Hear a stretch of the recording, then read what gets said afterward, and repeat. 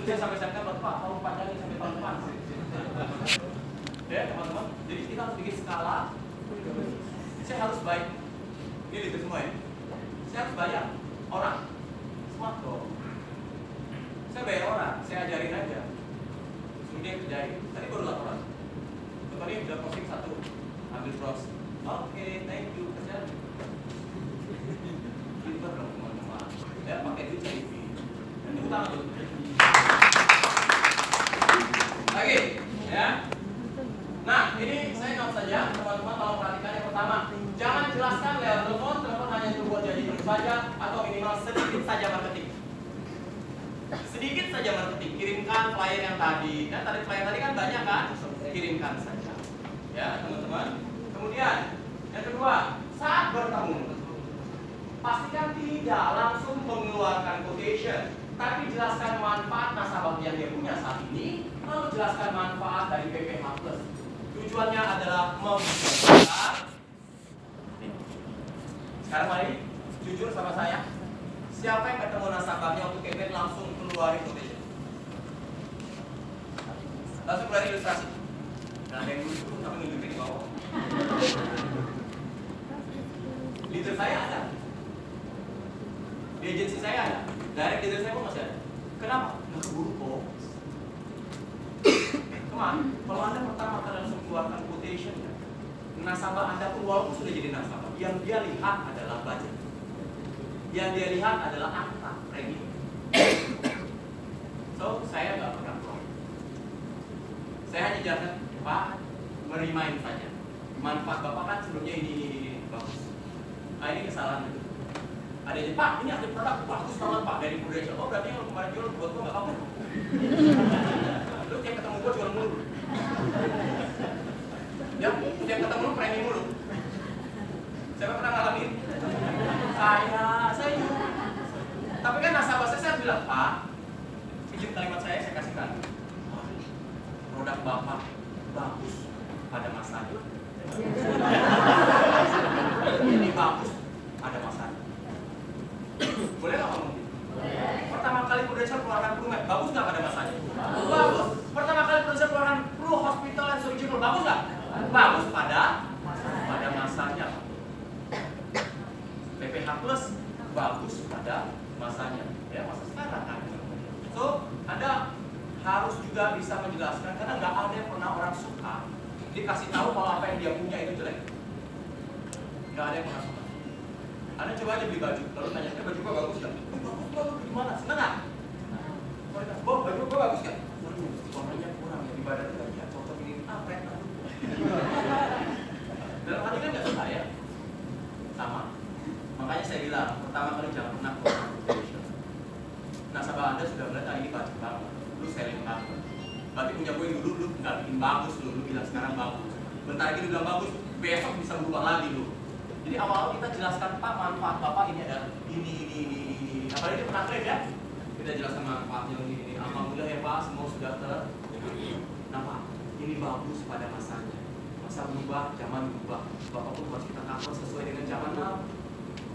Barulah jelaskan PPH. Setelah jelaskan PPH Plus, teman-teman, barulah teman-teman masuk sampaikan Pak, Bapak adalah salah satu nasabah privilege dari jutaan nasabah Prudential. Wah, speaknya mantap ya.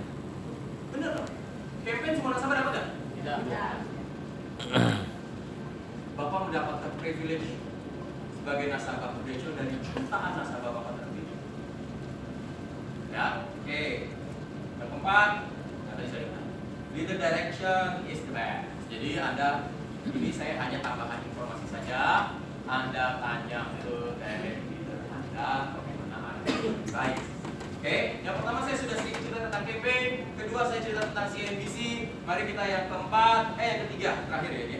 Thanks a lot my agent. Sebenarnya ini adalah ajang testimoni sebetulnya. Ya, saya kasih beberapa testimoni. Ada agent saya, nasabahnya baru buka PPH Plus. Dan dia buka tidak GIO karena dia nasabah baru. Ya, full underwriting. Baru bayar premi 1 juta, baru 1 bulan. belum masuk 30 hari Bapak Ibu, ya, dia subuh bangun ingin toilet. Cuman anehnya toiletnya dia di bawah dari kamar. Kamarnya di atas, toiletnya di bawah. Ya, dia turun tangga, usia 30 tahun pria, jatuh tiba-tiba nggak bisa bangun lagi karena ternyata tulang ekornya menjemput syarafnya dari pinggang ke bawah lutut. Anak baru lahir hanya beberapa bulan, usia 3 bulan. Digendong, dibawa ke rumah sakit, operasi berkali-kali, semua dan segala macam. Dan dia harus jalani fisioterapi dan segala sesuatu. Umur baru 3 bulan, lagi prime time-nya banget, ya kan? Anak baru lahir. Anda bayangin tidak hanya sakit yang harus dialami, khawatir bilang masih baru usia 30 lumpuh gitu kan? Teman-teman, karena dia punya kartu PPA, langsung tertangani oleh pihak rumah sakit tanpa tanya minta DPI. Langsung masuk kelas one bed one room yang terdiri, masuk langsung operasi semua berkali-kali, pulang fisioterapi bayar, dia habis 170 juta dan Prudential bayar.